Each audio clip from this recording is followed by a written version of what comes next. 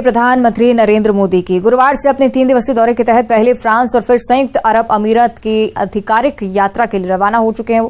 13 और 14 जुलाई को PM Modi France के बेस्टिल डे परेड में बतौर मुख्य अतिथि शामिल होने वाले हैं और इसके अलावा रक्षा सहयोग सहित कई मुद्दों को द्विपक्षीय वार्ता के अंदर भी शामिल किया जाएगा। माना यह जा रहा है कि एयरक्राफ्ट कैरियर के लिए फाइटर प्लेन और सबमरीन की डील भी इस दौरे में हो सकती है। फ्रांस के बाद पीएम मोदी यूएई के लिए रवाना हो जाएंगे। रिपोर्ट देखिए।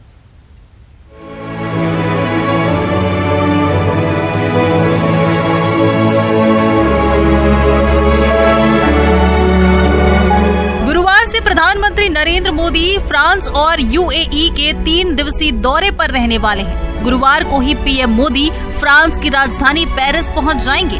13 और 14 जुलाई को पीएम मोदी फ्रांस में रहेंगे। पीएम मोदी की ये 6वीं फ्रांस यात्रा है।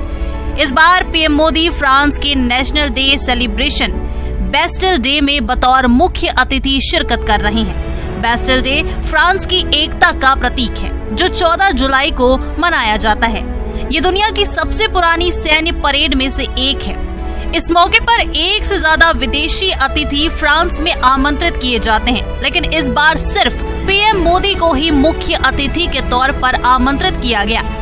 खास बात तो यह है कि इस बार फ्रांस बेस्टिल डे में भारत की तीनों सेनाओं की टुकड़ियां और 3 राफेल फाइटर भी फ्लाइंग पास्ट करते हुए नजर आएंगे। इस बेस्टिल डे में वो केवल एक अकेले मुख्य अतिथि होंगे। कई बार पास्ट में ऐसा हुआ है कि बेस्टिल डे पे कई बार 1 से ज्यादा भी आमंत्रित जो हैं अतिथिगण रहते हैं। जैसे कि मैंने बताया कि इस बार की बेस्टिल डे की परेड में हमारा एक स्ट्रॉन्ग ट्राई सर्विसेज कंटिंजेंट भी इसमें पार्टिसिपेट करेगा और साथ में साथ हमारे भारतीय वायुसेना के 3 लड़ाकू जहाज भी जो है इसमें भाग लेंगे। भारत और फ्रांस के बीच लंबे समय से रणनीतिक साझेदारी है। इस साल भारत फ्रांस रणनीतिक साझेदारी की 25वीं वर्षगांठ है। इस खास मौके पर पीएम मोदी और फ्रांसीसी राष्ट्रपति इमैनुअल मैक्रोन के बीच रक्षा, ऊर्जा, स्पेस, नई तकनीक का एजेंडा समेत द्विपक्षीय बातचीत भी हो सकती है। रक्षा सौदे से जुड़े सवाल पर विदेश सचिव विनय मोहन कात्रा ने कहा कि दोनों देशों के बीच को प्रोडक्शन, को डिजाइन और को डेवलपमेंट आत्मनिर्भर भारत की प्राथमिकताएं हैं। ये स्वाभाविक है कि जब 2 नेता मिलेंगे तो किस प्रकार से दोनों देशों का रक्षा सहयोग को प्रोडक्शन, को डिजाइन, को डेवलपमेंट की दिशा में बढ़े, किस प्रकार से आत्मनिर्भर भारत से जुड़े, वो वार्तालाप के विषय अवश्य अपने आप में होंगे। उन वार्ताओं के बाद क्या उपलब्धियां होती हैं, क्या उसका निष्कर्ष निकलता है, वो हम वार्ता के बाद आपसे उचित रूप से फिर हम शेयर करेंगे। फ्रांसीसी राष्ट्रपति इमैनुअल मैक्रोन ने पीएम मोदी के स्वागत के लिए भव्य तैयारियां की हैं। पेरिस में सेरेमोनियल वेलकम, स्टेट डिनर और प्राइवेट डिनर की पूरी तैयारियां की जा चुकी हैं। पीएम मोदी की फ्रांस यात्रा कई मायनों में अहम है। उम्मीद है कि इस दौरान भारतीय नौसेना के लिए 26 राफेल एम फाइटर जेट की डील पर मुहर लग सकती है। 3 स्कॉर्पियन कैटेगरी की सबमरीन की डील का भी ऐलान हो सकता है। यात्रा के दौरान प्रधानमंत्री मोदी के साथ शीर्ष भारतीय सीईओ का एक व्यापारिक प्रतिनिधि मंडल भी होगा। फ्रांस की यात्रा खत्म करने के बाद पीएम मोदी 15 जुलाई को अबू धाबी का दौरा करेंगे। Bureau report, news 18 Delhi. केंद्रीय गृह मंत्री अमित शाह की भोपाल बैठक के बाद बीजेपी एक्शन मोड में आ चुकी है। विधानसभा चुनाव के लिए पार्टी मेगा प्लान तैयार करेगी और उसके लिए 15 से 17 जुलाई तक अहम बैठकों का दौर चलेगा। इन बैठकों के बाद बीजेपी के विजय संकल्प अभियान का ब्लूप्रिंट तैयार होगा। रिपोर्ट से समझिए।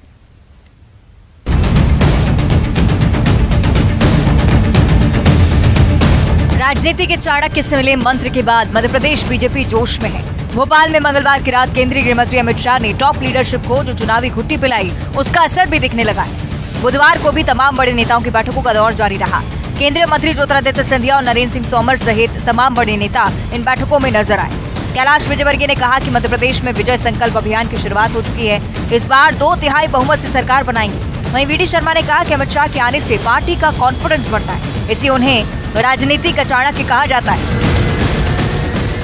देखिए, भारतीय जनता पार्टी का कोई भी राष्ट्रीय नेता आता है तो वह कुछ ऐसी बातें कह के जाता है जिससे सीखने को मिलता है, क्योंकि उनका लंबा अनुभव होता है देश में चुनाव लड़वाने का।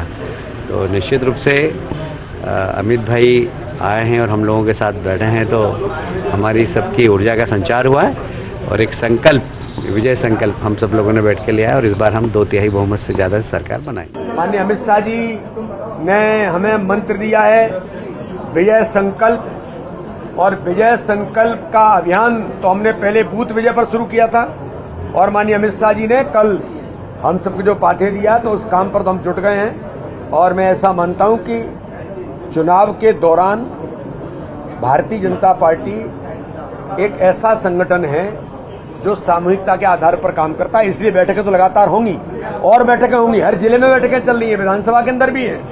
तो इसलिए ये तो भारतीय जनता पार्टी के संगठन का एक तंत्र है, एक पद्धति है, उस पर हम काम करते हैं। 64,100 बूथों पर भारतीय जनता पार्टी के प्रहरी तैयार मैदान में उतर गए।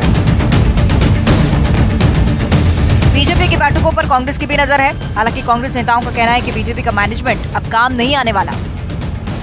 भाजपा क्या कर रही है क्या नहीं कर रही, वो अपना काम करें, मैं अपना काम कर रहा हूँ। हमारी पार्टी हम उसको देखते हैं, हमें क्या करना है वो काम पर हम ध्यान देते हैं।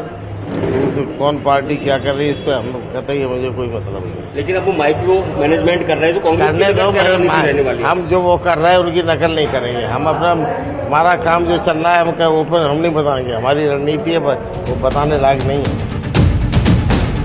विधानसभा चुनाव के लिए पार्टी महायोजना बनाने में जुट गई है और इसके लिए 15, 16 और 17 जुलाई को बैठकें होंगी, जिसमें टॉप से माइक्रो लेवल तक योजना बनाई जाएगी। माना जा रहा है कि 15 से 17 जुलाई के बीच विजय। और इस बीच छत्तीसगढ़ कांग्रेस के लिहाज से एक और बड़ी जानकारी। छत्तीसगढ़ कांग्रेस की कमान सांसद दीपक बैज को मिल चुकी है। मोहन मरकाम की छुट्टी हुई। काफी दिनों से मोहन मरकाम को हटाने की चर्चाएं चल रही थी और ये चर्चाएं अब सच साबित होती हुई सांसद दीपक बैज छत्तीसगढ़ कांग्रेस की कमान अब संभालने वाले, यानी कि पीसीसी चीफ के तौर पर अब दीपक बैज की पहचान होगी। सांसद तो हैं ही, लगातार बीजेपी के खिलाफ भी बयानबाजी करते हुए दिखे हैं। बहुत मुखर होकर दीपक बैज अपनी बात रखते हैं और अक्सर आपने देखा होगा जब केंद्र में इम्पैक्टफुल नेताओं की बात आती है छत्तीसगढ़ की तरफ से, तो कहीं ना कहीं कांग्रेस की तरफ से दीपक बैज का नाम सबसे आगे होता है। मोहन मरकाम को हटाने की जो चर्चाएं थी वो भी लगातार तूल पकड़ती हुई थी। बीते महीनों से ही माना जा रहा था कि मोहन मरकाम के रिप्लेसमेंट को ढूंढा जा रहा है और अब ये बड़ी जानकारी सामने आ रही है।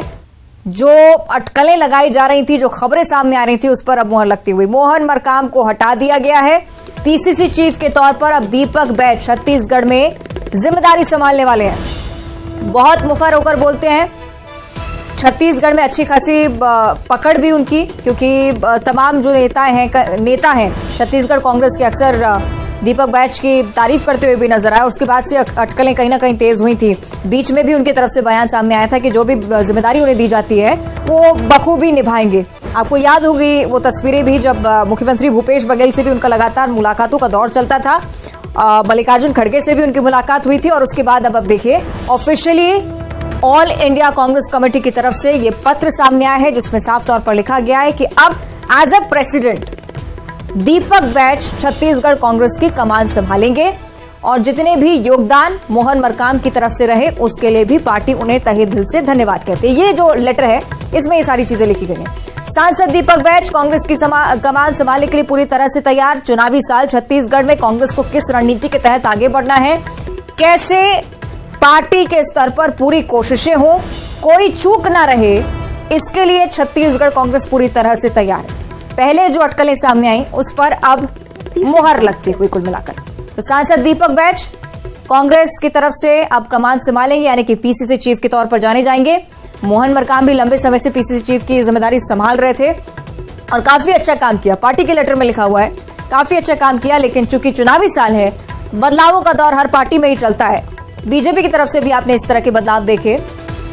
और ज्यादा चर्चा हम कर लेते हैं। हमारे डिप्टी न्यूज एडिटर अभिषेक शुक्ल फोन लाइन पर जुड़े हुए हैं। अभिषेक जी, पहले से ही अटकलें चल रही थी और अब मुहर भी लगती हुई।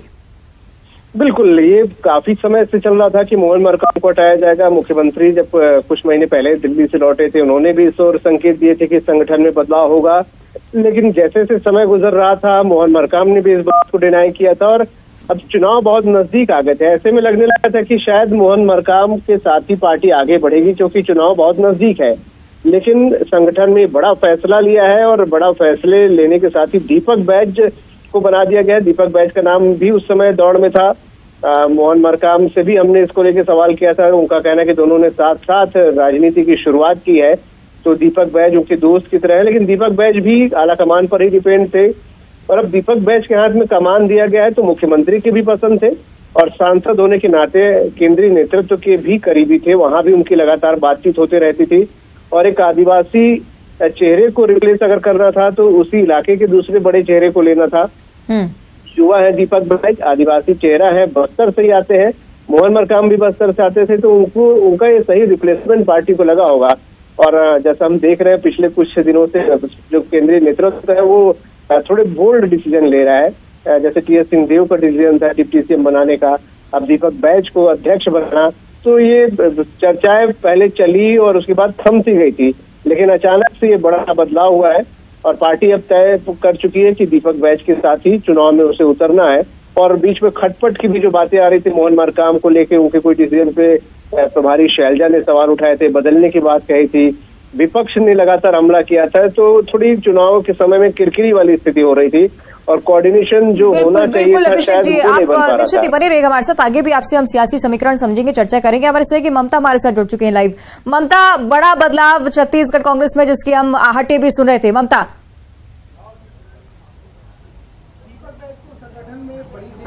बिल्कुल, देखिए वन मंत्री मोहम्मद अकबर हमारे साथ मौजूद है, उनसे बात करते हैं। सर, दीपक बैज जो है उनको कमान में भेज कर, अरे पहले ये नहीं,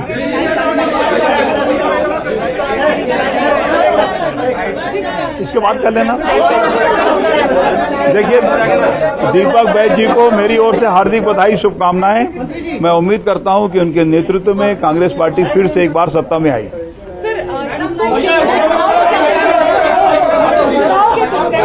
क्या आपको लगता है कि चल रही है? देखो, चुनाव तो अभी नजदीक है और यदि ऑल इंडिया कांग्रेस कमेटी ने नियुक्त किया होगा तो बहुत सोच समझ कर किया होगा। निश्चित रूप से इसका लाभ हमको मिलेगा। तो ये है वन मंत्री मोहम्मद अकबर और ये जो है इनसे बात हुई और उनका कहना है कि जो कुछ भी होगा वो चुनाव जो है को देखते हुए, हालांकि वो ये कह रहे हैं कि इसको जो है उसको भी ध्यान में रखा गया है और जो कुछ भी बदलाव होगा वो पार्टी के लिए ठीक होगा, उनका ये कहना। जी निश्चित तौर पर। और अब चूंकि तमाम बड़े नेता इसे लेकर पहले भी चर्चाएं कर रहे थे कि कैसे उनके रिप्लेसमेंट को ढूंढा जाए। ममता, प्रमुख बात यह भी है कि उसी इलाके से आते हैं दीपक बैज, जिस तरह से हमारे न्यूज एडिटर भी बता रहे थे इस चीज को लेकर, कहीं ना कहीं एक बेहतर रिप्लेसमेंट के तौर पर देखे जा रहे हैं दीपक बैज।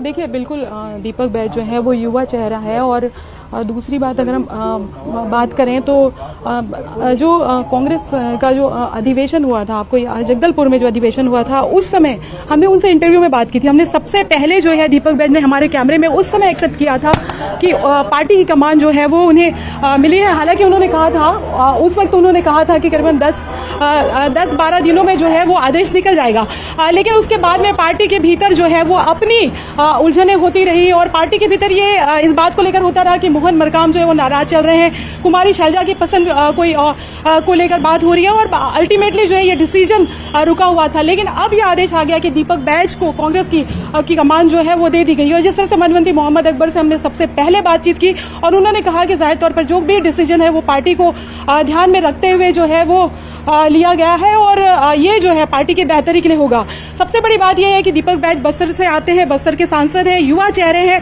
धर्मांतरण को लेकर अगर हम बात करें तो वहां पर खासतौर पर अगर बस्तर जो है वो वहां पर कांग्रेस भी फोकस कर रही है, बीजेपी लगातार फोकस है और वो आरोप लगा रही थी धर्मांतरण को लेकर। दूसरी बात अगर हम बात करें तो टारगेट किलिंग का आरोप जो है वो बीजेपी लगातार आरोप लगा रही थी।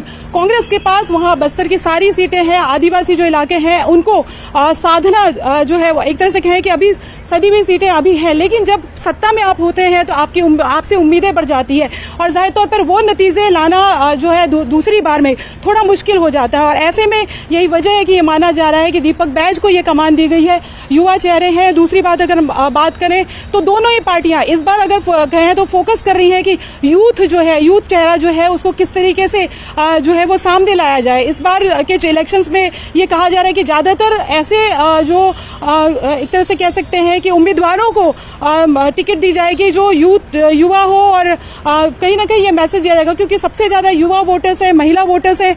जी बिल्कुल बिल्कुल, ये तमाम जो प्रमुख पॉइंट्स हैं जो आपने गिनाए हैं कहीं ना कहीं चुनावी लिहाज से बहुत महत्वपूर्ण है, बहुत महत्व रखते भी हैं। अभिषेक जी की एक बार फिर से मैं रुक करना चाहूंगी। अभिषेक जी, शायद छत्तीसगढ़ कांग्रेस में बदलाव इसलिए भी, चूंकि हालांकि हटे तो जरूर थी, पसंद नापसंद की भी बात भी थी, लेकिन कहीं ना कहीं ये कह सकते हैं कि छत्तीसगढ़ को बीजेपी के मुकाबले भी एक आक्रामक चेहरे की जरूरत थी, एक युवा चेहरे की जरूरत थी। हमने देखा है दीपक बैज को कई बार बेबागी से बोल जाते हैं, के साथ बोलते रहे हैं। कुछ ऐसे चुनिंदा सांसदों में है छत्तीसगढ़ कांग्रेस के 2 सांसदों में से जिन्होंने अपनी बातें हमेशा खुल कर रखी है और कभी झिझकते नहीं है, क्लियर रहता है। लेकिन जो सबसे बड़ा बदलाव का कारण था, दीपक बैज एग्रेसिव है, युवा है, अच्छा बोलते हैं, बस्तर से आते हैं। उसके साथ सबसे बड़ी जो बात है मोहन मरकाम को लेकर, मोहन मरकाम का कार्यकाल भी खत्म हो चुका था और ट्यूनिंग की बात थी। शुरुआत में ट्यूनिंग ठीक ठाक लग रही थी, उसके बाद थोड़ी ट्यूनिंग बिगड़ती चली गई। बहुत सारे विवाद उनके साथ जुड़ते चले गए। कोऑर्डिनेशन की जो बार बार बात आ रही थी संगठन और सत्ता की, वो कोऑर्डिनेशन गड़बड़ा रहा था और पार्टी किसी भी प्रकार का रिस्क नहीं लेना चाह रही थी। और ये बात भी बार बार सामने आ रही थी कि मुख्यमंत्री भी चाहते हैं कि दीपक बैज जैसे युवा चेहरा सामने आए और एक नए जोश के साथ चुनाव की कमान अपने हाथ में ले। और सबसे अहम जो हम कह रहे थे कोऑर्डिनेशन वाली बात, तो ये कोऑर्डिनेशन जो बहुत जरूरी था, काफी तालमेल के बाद, समय देने के बाद भी वो तालमेल नहीं सत्ता और संगठन के बीच बन पा रहा था। इसीलिए ये सबसे बड़ा बदलाव ठीक चुनाव के 3 महीने पहले ये यहाँ पर किया गया है, जो कि पार्टी के लिए बेहद जरूरी हो गया था। और हम देख रहे हैं पिछले कुछ दिनों से केंद्रीय नेतृत्व बोल्ड डिसीजन ले रहा है, हिट नहीं रहा किसी भी प्रकार का बड़ा डिसीजन लेने के लिए, क्योंकि वो किसी भी कीमत पर इस छत्तीसगढ़ में जो मजबूत स्थिति में है वो स्थिति खोना नहीं चाहता। भले अभिषेक जी पार्टी स्तर पर बदलाव हुआ हो, लेकिन कहीं ना कहीं चूंकि चुनावी साल है तो उसे रिएक्शन के तौर पर भी जोड़ के देखा जाता है। तुम डाल डाल हम पात पात, ये भी शायद बताने की कोशिश बीजेपी को, क्योंकि लगातार नेतृत्व को लेकर भी सवाल बीजेपी की तरफ से उठाया जाता है। और एक और बड़ी बात ये कि कांग्रेस अपने चेहरे पर चेहरे दिखाई जा रही है, बीजेपी के पास यही आरोप लगता है हमेशा कि चेहरा नहीं है दिखाने को। ये बिल्कुल देखिए, ये चुनाव का समय है और दोनों ही दल एक दूसरे पर आरोप प्रत्यारोप लगाते रहते हैं और आरोप प्रत्यारोप चुनाव तक लगते रहेंगे और बढ़ते भी रहेंगे। बहुत अहम चीज है कि बीजेपी में भी बदलाव हुए हैं टॉप लेवल पे। उसके बाद कांग्रेस भी चाह रही थी कि वो भी जो सत्ता का संतुलन है संगठन के साथ बहुत बेहतर तरीके से बने, और क्योंकि मुखिया कमान के तौर पे भूपेश बघेल लगातार संभाले हुए हैं, ऐसे में उनकी बातों को तरजीह देना बहुत अहम केंद्रीय नेतृत्व को लगा। और जो हम बता रहे हैं बार बार एक विवाद की स्थिति बनती थी जिसमें विपक्ष को भी तंज कसने का, मजे लेने का मौका मिलता था, वो लगातार तंज कसता था इसके समन्वय को लेकर, तो वो एक नेगेटिव मैसेज जा रहा था। इसीलिए केंद्रीय नेतृत्व ने ये एक बड़ा फैसला लिया है मोहन मरकाम को हटाकर दीपक बैज के तौर पे, और उसी इलाके के बस्तर के ही दीपक बैज है, आदिवासी चेहरा है, तेज तर्रार है, तो एक फ्रेश चेहरा देकर चुनावी कमान उनको देने की ये बड़ा फैसला यहाँ पर किया गया है। शायद और पार्टी में हलचल इसलिए भी अभिषेक जी एक तरफ जिस तरह से आप जिक्र कर रहे थे कि अग्रेसिव डिसीजंस लगातार पार्टी अपने स्तर पर ले रही है। उप मुख्यमंत्री बनाया गया टी.एस. सिंहदेव को और अब दीपक बैज को पीसीसी चीफ बनाया गया। किसी को भी नाराज नहीं रखना चाहती पार्टी, ये एंगल भी हो सकता है शायद।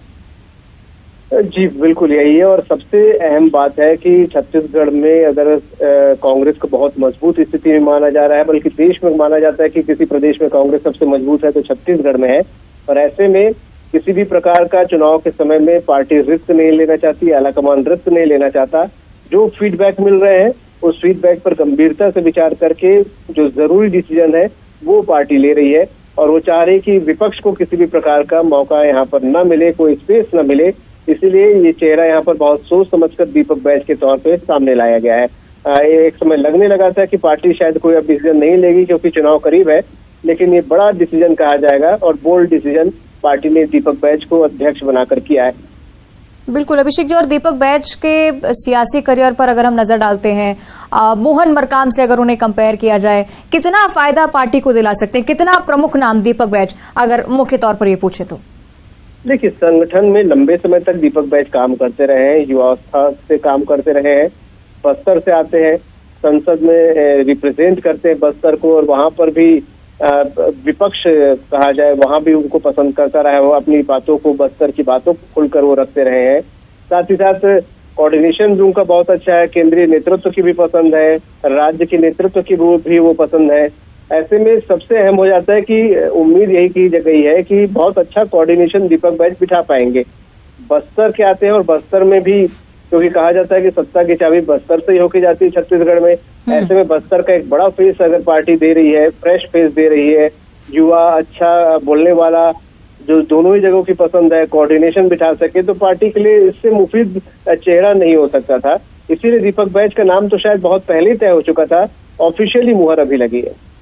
और निश्चित ही, और जिस तरह से आप जिक्र भी कर रहे हैं इस बात का कि आदिवासी वोटर्स पर अच्छी खासी पकड़ रखते हैं दीपक बैज, लगातार आदिवासियों को लुभाने की कोशिश भी कांग्रेस की तरफ से, नंद कुमार साय का भी पार्टी में मौजूद होना, उसके बाद दीपक बैज आदिवासी चेहरे के तौर पर पीसीसी चीफ बनाए जाते हैं, ये कार्ड खेलने की कोशिश भी कहीं ना कहीं शायद सफलता मिल सकती है इससे। अभिषेक जी, बिल्कुल बिल्कुल, बस्तर के सांसद है दीपक बैज, और उनके सांसदी में बहुत सारे विधानसभा आते हैं, और सांसद जब बस्तर की बात रखता है या छत्तीसगढ़ की बात वो रखते रहे बहुत मुखर होकर, तो केंद्र में अगर वो अपनी बात रख रहे हैं और लोकप्रियता भी उनको मिल रही है उन बातों के जरिए, क्योंकि बेबाक बोलते हैं दीपक बैज, और उनकी जो बातें हैं, जो उनके बयान हैं, वो लगातार सुर्खियां बटोरते हैं। तो ऐसे में दीपक बैज को अध्यक्ष बनाने का, चेहरा बनाने का बड़ा फायदा केंद्रीय नेतृत्व ने, राज्य नेतृत्व ने जरूर देखा होगा। और संगठन में इस वक्त जरूरत है तालमेल की, तो यही उम्मीद की गई है कि दीपक बैज, क्योंकि अगर केंद्र और राज्य दोनों के प्रिय है, तो ऐसे में तालमेल भी वो बढ़िया तरीके से बिठा पाएंगे और चल पाएंगे आगे। तो ये तमाम बातें सोच करके फैसला यहाँ पर किया गया है और दीपक बैज को यहाँ पर अध्यक्ष बना दिया गया है। बिल्कुल, और बहुत बड़ा फैसला इस बार पार्टी की तरफ से। अभिषेक जी, आप बने रहेगा हमारे साथ लगातार। बस्तर से सांसद हैं दीपक बैज, दीपक बैज के बारे में आपको हम थोड़ी बहुत जानकारी दें। आदिवासी वोटर्स पर अच्छी पकड़ रखते हैं दीपक बैज, 2019 के चुनाव में बड़े अंतर से जीत दर्ज की थी। ये कुछ महत्वपूर्ण पहलू जो कि इस बार सियासी तौर पर पार्टी को एक बड़ा फायदा दिला सकते हैं। उससे पहले चित्रकूट विधानसभा सीट से विधायक रह चुके हैं। राजनीतिक यात्रा की शुरुआत छात्र से हुई। जब छात्र के तौर पर जब अपने जीवन में काम कर रहे थे तो कहीं ना कहीं राजनीतिक पार्टियों से भी संपर्क पहले से ही था। 2008 में एनएसयूआई के जिला अध्यक्ष बनाए गए, 2013 में पहली बार विधायक चुने गए थे। ये कुछ महत्वपूर्ण पॉइंट्स जो कि आगामी विधानसभा चुनाव के लिहाज से भी बहुत ज्यादा महत्वपूर्ण, जिस तरह से हम चर्चा भी लगातार करें, आदिवासी फेस के तौर पर उन्हें जाना जाता है। लेकिन अभिषेक जी, एक और प्रमुख बात, ये मोहन मरकाम को हटाया गया, क्या इसे लेकर कहीं ना कहीं पार्टी में कोई मुश्किल हो सकती है? देखिए, मुश्किल जैसी तो कोई बात है नहीं, क्योंकि मोहन मरकाम का जो था टर्म वो खत्म हो चुका था। और ये बात तो जब उनका टर्म पिछले साल जून में खत्म हो गया था, तभी से आ रहा था कि नए अध्यक्ष की तलाश की जा रही है। वो एक्सटेंशन पे चल रहे थे मोहन मरकाम, और बीच में अगर कुछ विवाद उनके साथ जुड़ गए, और छत्तीसगढ़ में इस वक्त कांग्रेस जिस मजबूती के साथ है, किसी भी प्रकार के विवाद की जगह बसती नहीं यहाँ पर, तो विवाद की कोई बात नहीं। मोहन मरकाम भी इस बात को कह चुके हैं कि आलाकमान जो फैसला करेगा वो उनको मंजूर होगा, और इस बात का अंदाजा मोहन मरकाम को था कि बहुत जल्द कोई नया अध्यक्ष बन सकता है। मैंने खुद भी जब मोहन मरकाम से बात की थी, एक इंटरव्यू में दीपक बैज का नाम उन्होंने लिया था, मैंने लिया था, तो उन्होंने कहा था कि दीपक बैज उनके दोस्त हैं, साथ साथ करियर की शुरुआत हम लोगों ने की है, तो अगर दोस्त भी बनेगा तो कोई दिक्कत नहीं है। देखिए, दो नाम सामने आ रहे थे, दीपक बैज और अमरजीत भगत। दीपक बैज सबसे ज्यादा आगे थे दौड़ में, क्योंकि बस्तर से ही आते हैं अभी, तो और सांसद भी हैं, तो सभी की पसंद थे। तो मोहन मरकाम की नाराजगी की कोई जगह नहीं है। मोहन मरकाम शायद इस बात के लिए प्रिपेयर भी थे कि वो कुछ ही दिनों के लिए है उस अध्यक्ष पद पर, और दीपक बैज जल्दी वहां पर आ रहे हैं। ये तो बिल्कुल आप ठीक कह रहे हैं। पहले भी हमें याद है जब उनसे बातचीत की गई दीपक बैज से, उन्होंने साफ तौर पर कहीं ना कहीं संकेत भी दिए इस बात को लेकर कि अगर पार्टी कोई जिम्मेदारी देती है तो उसे बखूबी निभाने की बहुत कोशिश करेंगे और खरे उतरेंगे। ये भी कहीं ना कहीं उनकी तरफ से जिक्र था, इसलिए शायद इन अटकलों को और ज्यादा हवा मिली। और अब आप देखिए कि पार्टी की तरफ से बड़ा बदलाव। चुनावी सालिस ने अभिषेक जी ऑपोजिशन पार्टी पर कितना असर पड़ सकता है, इस लिहाज से भी हम जानने की कोशिश करेंगे।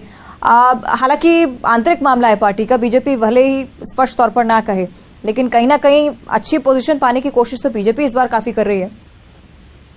बिल्कुल, विपक्ष को असर की बात जहां तक है, देखिए मोहन मरकाम जब अध्यक्ष थे तो कई बार उनके जो फैसलों को लेकर पार्टी के अंदर सवाल उठ जाते थे और विपक्ष के तौर पे बीजेपी उसमें सवाल उठाती थी। सवाल उठाने का मौका भी बीजेपी को मिलता था। वो मौका अब शायद नहीं मिल पाएगा और नए अध्यक्ष बनेंगे तो नए तेवर के साथ दीपक बैज काम करेंगे और मुखर वक्ता भी है। तो पार्टी ने बहुत सारी चीजों को सोच कर ही अध्यक्ष बनाया होगा और बस्तर में भी फायदा देखा होगा, क्योंकि बस्तर की लड़ाई बड़ी अहम है। बीजेपी भी पूरी ताकत वहां झोंकी हुई है और कांग्रेस भी इस वक्त वहां पर अपनी मौजूदा स्थिति को बनाए रखने के लिए लगी हुई है। तो उनको लगा होगा कि बस्तर से दीपक बैज के तौर पे ये चेहरा उनके लिए मुफीद है, फायदेमंद साबित होगा, ना सिर्फ समन्वय बिठाने के लिए बल्कि वोटर्स को भी अट्रैक्ट करने के लिए, आदिवासी वोटर्स को भी अट्रैक्ट करने के लिए दीपक बैज एक अच्छा चेहरा हो सकते हैं। इसीलिए दीपक बैज को काफी सोच विचार कर मंथन करने के बाद दीपक बैज को अध्यक्ष बनाया गया होगा, क्योंकि जैसा मैं बता रहा हूँ कि कई महीने पहले ही दीपक बैज का नाम न्यूज 18 ने बता दिया था कि दीपक बैज पर मुहर लगना तय है, लेकिन किन्हीं कारणों से ये तमाम चीजें डिले होती गई और केंद्रीय नेतृत्व तो फैसला नहीं ले पा रहा था। लेकिन अब उसने आखिरकार न्यूज 18 की खबर पर मुहर लगाई कि दीपक बैज ही अध्यक्ष होंगे और पार्टी उन्हीं के साथ चुनाव में उतरना चाह रही है। निश्चित ही, और ये तमाम चर्चाएं जो कि लगातार सिलसिलेवार चलती भी आई हैं, एक क्रम भी अगर हम देखें, पहले हिमाचल प्रदेश में जीत, उसके बाद कर्नाटक में कांग्रेस को जीत, छत्तीसगढ़ में अच्छी खासी पोजीशन में पार्टी है। कुछ दिनों पहले बीजेपी ने भी अपने कई प्रदेशों के प्रदेश अध्यक्ष बदले हैं। कहीं ना कहीं कांग्रेस के पास भी एक बोल्ड मूव का मौका भी। अभिषेक जी, इस बार पार्टी कहीं भी किसी भी डिसीजन पर पीछे नहीं रहना चाहती, हर कोशिश करे, हर मोर्चे पर पार्टी का कोई भी नेता नाराज ना हो, कार्यकर्ताओं को पूरा जोर मिल सके और शायद इसलिए बदलाव का सिलसिला आगे जारी रह सकता है। देखिए, रिशफल सभी पार्टियां कर रही है, आप ठीक कह रही हैं। बीजेपी ने भी बहुत सारे संगठन में बदलाव किए, कई प्रदेशों के अध्यक्ष बदले। चुनावी माहौल है, सब कोई चाहते हैं कि अभी जो 3 महीने का समय है तो अपनी टीम को चुस्त दुरुस्त कर लिया जाए, मुस्तैद कर दिया जाए और यही सोचकर जो फैसले काफी समय से पेंडिंग थे, चाहे कांग्रेस हो या बीजेपी हो, सभी इस प्रकार के फैसले ले रहे हैं। और जो ऐसे चेहरों को लाया जा रहा है या जिनको बदलना है वो बदला जा रहा है, वो जरूरी बदलाव किए जा रहे हैं ताकि चुनाव में काम करने के लिए कम से कम 3 महीने तक का समय उनको मिल सके, जो भी नया व्यक्ति हो। और चलिए देखना होगा अभिषेक जी आगे अब क्या कुछ बदलाव पार्टी स्तर पर आता है। बहुत शुक्रिया आपका इस पूरी जानकारी के लिए, फिलहाल पूरी बातचीत के लिए। इसी के साथ बुलेटिन में इतना ही। आती रही न्यूज 18।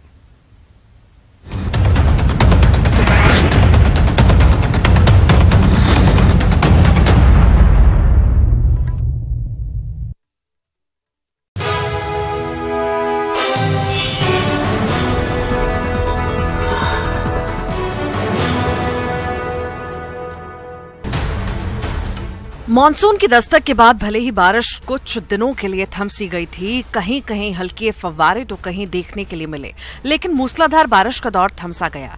अब एक बार फिर मौसम ने करवट बदली है। नॉर्थ ईस्ट राजस्थान में ऊपरी हवा का चक्रवात सक्रिय हुआ है, जिससे अब एमपी में मूसलाधार बारिश का दौर शुरू हो चुका है।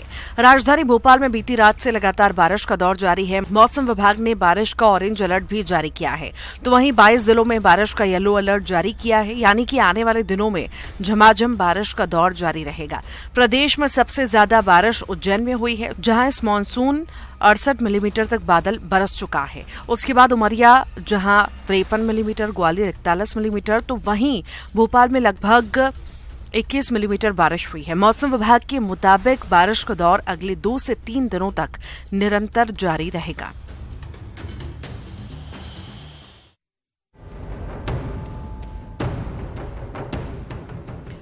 गुंबद और बस गुंबद ही नजर आ रहा है। मंदिर का निचला हिस्सा तो पानी में समा गया है। हालात ऐसे दिख रहे हैं मानो बाढ़ का ये दृश्य है।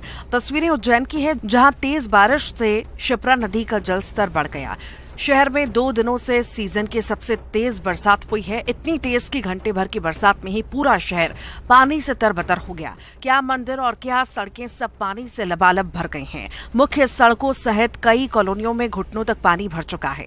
आवाजाही बाधित हो गई है। शिप्रा नदी के तट पर स्थित कई घाट जलमग्न हो गए हैं। बेलमबाग, मंछामन, छोटी कमल कॉलोनी समेत कई कॉलोनियों में तो लोगों के घरों तक पानी भर चुका है। प्रशासन ने बैरिकेडिंग कर लोगों को अलर्ट किया है। तस्वीरों में देख सकते हैं मंदिर का सिर्फ ऊपरी हिस्सा नजर आ रहा है, बाकी पानी में डूबा हुआ है। मौसम विभाग ने उज्जैन में बारिश का येलो अलर्ट जारी किया है।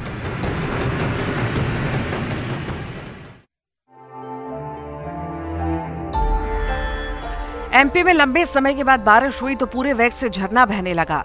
जल प्रहार की तस्वीरें रतलाम से आई हैं, जहां सैलाना स्थित बाबा केदारेश्वर महादेव का झरना अपने पूरे वेग में नजर आया। प्रकृति का ये एक बार फिर ऐसा नजारा दिखा कि मानो बाबा केदारेश्वर महादेव के पांव पखारने के लिए पहुंचे हों। मंदिर में चारों ओर पानी ही पानी, जिसे देखने बड़ी संख्या में आसपास के लोग पहुंच रहे हैं। दरअसल सैलाना के बाबा केदारेश्वर महादेव का मंदिर चारों ओर पहाड़ियों के बीच है। ऐसे में बारिश का पानी पहाड़ों से आकर एक झरने के रूप में बहता है और ये झरना बाबा केदारेश्वर महादेव के मंदिर के ऊपर से पूरे वेग से मंदिर परिसर में गिरता है। उसकी सुंदरता देखते ही बनती है। लगातार हो रही बारिश के बाद से बाबा केदारेश्वर का पूरा मंदिर जलमग्न हो चुका है। सुरक्षा के लिहाज से प्रशासन ने स्थानीय पुलिस बल और होमगार्ड के जवान भी तैनात किए हैं। वहीं यहां पहुंच रहे सैलानियों को एहतियात बरतने की हिदायत भी दी जा रही है।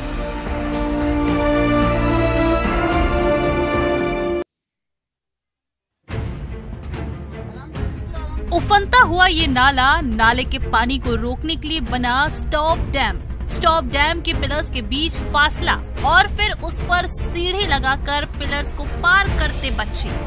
ये नजारा बैतूल के घोड़ा डोंगरी के शांतिपुर गांव का है, जहां स्कूली बच्चे पटिया के सहारे उफनते हुए नाले को पार कर स्कूल जाने के लिए मजबूर हैं। ग्रामीण कई बार नाले के ऊपर से पुल बनाने की मांग कर चुके हैं, लेकिन प्रशासन कोई सुध नहीं ले रहा है। बच्चे स्कूल पहुंचने के लिए जिस तरह नाले को पार कर रहे हैं, ये किसी हादसे को बुलावा देने से कम नहीं है। ग्रामीणों का कहना है कि ना तो प्रशासन का इस तरफ ध्यान है और ना जनप्रतिनिधियों का। उन्हें ये ग्रामीण सिर्फ चुनाव में याद आते हैं। अब सवाल ये उठता है कि जिस तरह बच्चे स्कूल जाने के लिए पुलिया पार कर रहे हैं, ऐसे में कोई हादसा हो जाए तो जिम्मेदार कौन होगा, प्रशासन या जनप्रतिनिधि?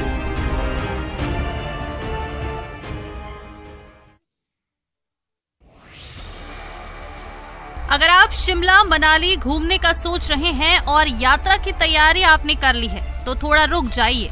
इस समय वहां लैंडस्लाइड के कारण जमीनें धंस चुकी हैं। ट्रेन सड़क के रास्ते बंद हो गए हैं। बड़े बड़े पहाड़ों की चट्टानें टूटकर जमीन पर गिर रही हैं। हालात ऐसे बन गए हैं कि वहां से लौट पाना मुश्किल हो चुका है। कुछ ऐसा ही खंडवा के 2 युवकों के साथ हुआ। दरअसल 2 युवक श्रीखंड यात्रा करने के लिए गए थे, जहां से वो निकलकर कुल्लू मनाली पहुंचे। तेज बारिश और लैंडस्लाइड के बीच वो कुल्लू तक तो आराम से पहुंच गए, लेकिन शिमला आते आते उन पर आफत की लैंडस्लाइड हो गई और दोनों युवक शिमला में ही फंस गए। खंडवा के योगेश जोशी और वीरेंद्र चंदेल शिमला के जिस होटल में ठहरे थे, होटल के पास पहाड़ पर लैंडस्लाइड हुआ है, जिससे दोनों युवक होटल में फंस गए हैं। दोनों युवकों ने मदद की अपील की है, लेकिन जब तक मदद मिलती दोनों युवकों ने हिम्मत दिखाई और किसी तरह वहां से वो लोग खुद ही टैक्सी करके दिल्ली के लिए रवाना हो गए।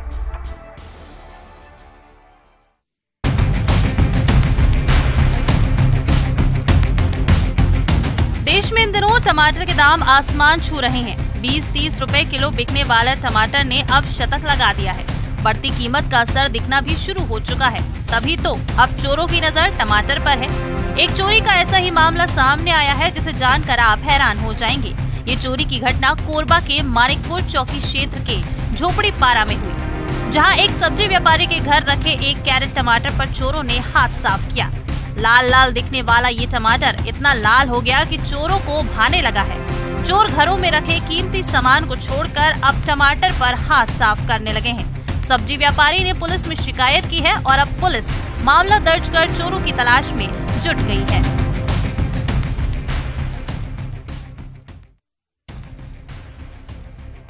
एमपी से भ्रष्टाचार का एक मामला सामने आया है, जहां भिंड में राजस्व निरीक्षक यानी आरआई को 7,000 की रिश्वत लेते रंगे हाथों गिरफ्तार किया गया। आरोपी ने जमीन के सीमांकन की नकल देने के लिए पैसे मांगे थे। ये पूरा मामला रौन तहसील का है, जहां पढ़ोरा रौन तहसील के रहने वाले राजू श्रीवास्तव से कृषि भूमि के सीमांकन के दस्तावेज की नकल प्रदान करने की एवज में रिश्वत की मांग की गई। आरोपी राजस्व निरीक्षक ने 7,000 रुपए की राशि मांगी। किसान ने इसकी शिकायत ग्वालियर लोकायुक्त पुलिस से की, जिसके बाद लोकायुक्त पुलिस ने मामले को ट्रेस करने के लिए जाल बिछाया। इसके बाद फरियादी से आरोपी को रुपए देने की बात कही गई। जब राजस्व निरीक्षक फरियादी से 7,000 रुपए ले रहा था, उसी वक्त लोकायुक्त पुलिस ने उसे धर दबोचा। फिलहाल लोकायुक्त पुलिस मामले में आगे की कार्रवाई में जुटी हुई है।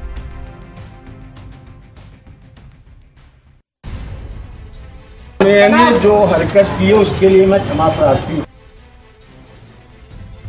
सुना आपने, मैंने जो गलती की उसके लिए क्षमा प्रार्थी हूँ, मुझे माफ करो। ये बीजेपी के नेता निर्मलजीत सिंह हैं जो लोगों से माफी मांग रहे हैं, कह रहे हैं भाई मुझे माफ करो, मुझे जाने दो। दरअसल मोहल्ले वालों का कहना है कि इन लोगों ने नेताजी को आपत्तिजनक हालत में देख लिया और वीडियो बना लिया। जब नेताजी आपत्तिजनक स्थिति में पकड़े गए तो लोगों से पीछा छुड़ाने के लिए माफी मांगने लगे। नेताजी दोबारा ऐसी गलती न करने का वादा भी करते नजर आए। आपको बता दें कि बीजेपी के नेता निर्मल राज्य अल्पसंख्यक आयोग के अध्यक्ष भी रह चुके हैं, जो राज्य मंत्री का दर्जा प्राप्त पद होता है। हालांकि वीडियो कब का है, कहां का है, इसकी पुष्टि न्यूज़ 18 नहीं करता।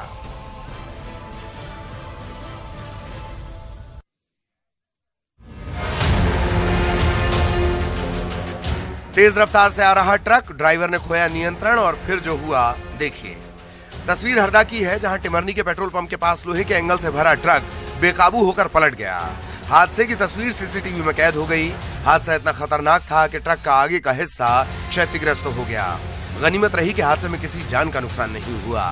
एक बार फिर से तस्वीर देखिए, एक ट्रक कैसे तेज गति से आ रहा है और फिर मोड़ पर बेकाबू होता है, फिर एक दो नहीं बल्कि कई दफा पलट जाता है। हालांकि आखिर में ट्रक फिर से खड़ा हो जाता है।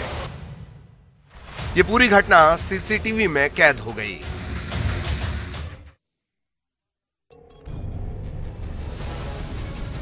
छत्तीसगढ़ का करीब 40% इलाका जंगल है। बरसात के मौसम आते ही इन जंगलों से सांप, अजगर सड़कों और ग्रामीण क्षेत्रों तक पहुंच जाते हैं। इस मौसम में आए दिन सांप और अजगर मिलते हैं।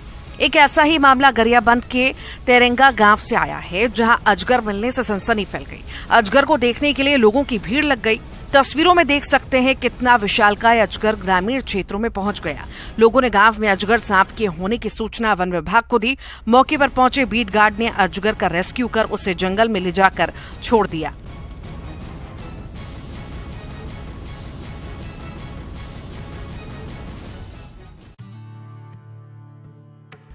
सावन के महीने में भगवान शिव की भक्ति का अलग ही रूप देखने को मिल रहा है। श्रावण के मास में शिव भक्त बाबा भोलेनाथ पर जलाभिषेक करते हैं। कहीं शिव भक्त कांवड़ यात्रा कर बाबा के दर पहुंच रहे हैं, तो वहीं बिलासपुर और रायगढ़ के 4 युवकों ने केदारनाथ तक की पैदल यात्रा शुरू कर दी है। ये चारों पद यात्रा कर पेंड्रा पहुंचे, जहां लोगों ने उनका स्वागत किया। इन्होंने बताया कि लोगों के सहयोग से 35 दिन में पैदल चलकर वे केदारनाथ धाम पहुंचेंगे और केदारनाथ धाम में जल चढ़ाएंगे।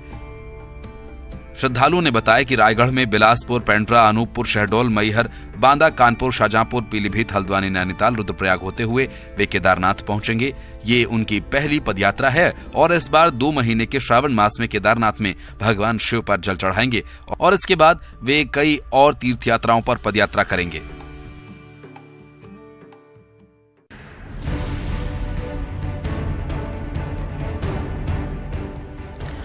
आगे आगे लोग भाग रहे हैं और पीछे पीछे भालू आ रहा है। छत्तीसगढ़ में जंगली जानवरों की दहशत अक्सर देखने को मिलती है।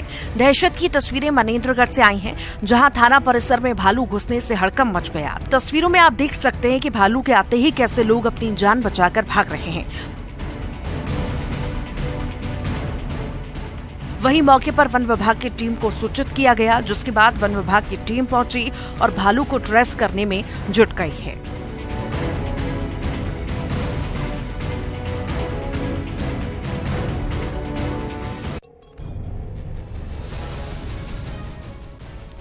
हथियार और नशे की तस्करी के बारे में तो आपने कई बार सुना होगा, लेकिन क्या कभी टमाटर की तस्करी के बारे में आपने सुना है? अगर नहीं तो फिर ये खबर आपके काम की है। दरअसल टमाटर की कीमत आसमान छू रही है। शतकवीर टमाटर को खरीदने में आज मध्यम वर्गीय परिवार के पसीने छूट रहे हैं, तो वहीं होटल वालों ने तो अपने मेन्यू पर लिख दिया है कि हमारे यहाँ सलाद में टमाटर नहीं परोसा जा रहा, यानी लाल रंग वाले टमाटर का रंग और सुर्ख हो चुका है। ऐसे में तस्कर भी अब सक्रिय हो चुके हैं और जो भारत नेपाल बॉर्डर कभी तस्करी के लिए विख्यात था, आज उसी बिहार के रक्सौल के रास्ते टमाटरों की तस्करी का मुख्य अड्डा बनता जा रहा है। दरअसल इन दिनों नेपाल में टमाटर नेपाली करेंसी में 25 रुपए किलो के हिसाब से बिक रहा है और तस्कर इसी का फायदा उठाकर नेपाल और भारत के बॉर्डर पर बसे रक्सौल जिले के जरिए टमाटर के बड़े पैमाने पर तस्करी करने में जुट गए हैं और मोटा मुनाफा भी कमा रहे हैं।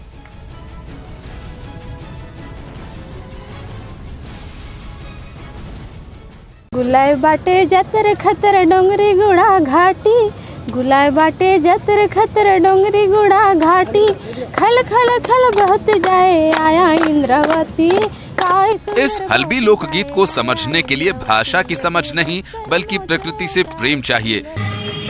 इंद्रावती की आराधना और बस्तर की खूबसूरत और छत्तीसगढ़ की विविधता से पगा ये लोकगीत अक्सर गुनगुनाया जाता है और चित्रकूट पहुंचकर तो स्वतः ही ये बाहर आता है। कुछ सैलानी ऐसे भी हैं जो इस पर अपने पैर नहीं रोक पाते और थिरकने लगते हैं। गाना गाओ।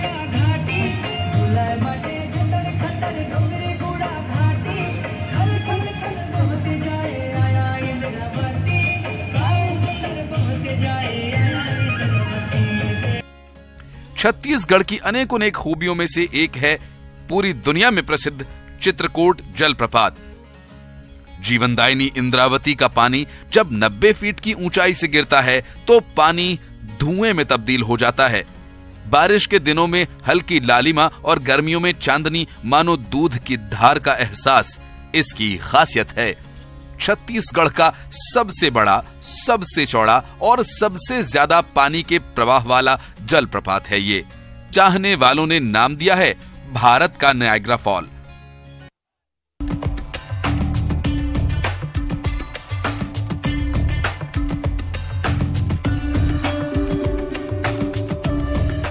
सावन का महीना और भोलेनाथ की आराधना, जैसे भोले के कई रूप हैं, वैसे ही भक्तों का अंदाज भी निराला है। सिवनी में युवा कलाकारों का ऐसा ही रूप देखने को मिला। यहाँ युवा कलाकारों ने शहर के कई मंदिरों से चढ़ाए गए नारियल इकट्ठा किए और नारियल की रस्सियों को जोड़कर भगवान भोलेनाथ की बेहद अद्भुत प्रतिमा का निर्माण किया।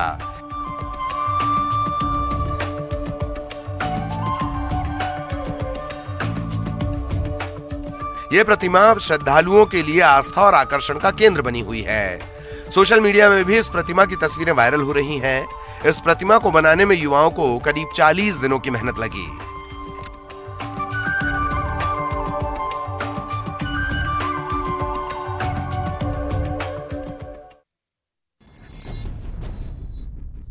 शाजापुर में आज एक सरकारी स्कूल में छोटे छोटे बच्चों के बीच विवाद हो गया और इस छोटे विवाद ने इतना बड़ा रूप ले लिया है कि स्कूल की तीसरी कक्षा में पढ़ने वाले छात्र ने अपने बाहरी साथियों के साथ मिलकर स्कूल परिसर में ही 7वीं कक्षा के एक छात्र पर चाकू से हमला कर दिया। इस घटना में 7वीं कक्षा का छात्र गंभीर रूप से घायल हो गया है, जिसे स्कूल के शिक्षकों ने तुरंत जिला अस्पताल पहुंचाया, जहां बच्चे का इलाज जारी है।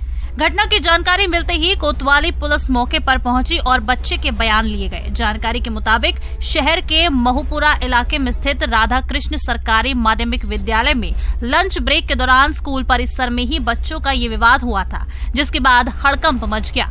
बच्चे को चाकू मारने के बाद जिन बच्चों ने इस घटना को अंजाम दिया वो मौके से भाग निकले। जो बच्चा घायल हुआ है उसके परिजन जिला अस्पताल पहुंचे। विवाद बढ़ने की आशंका को देखते हुए स्कूल में फिलहाल पुलिस तैनात कर दी गई है।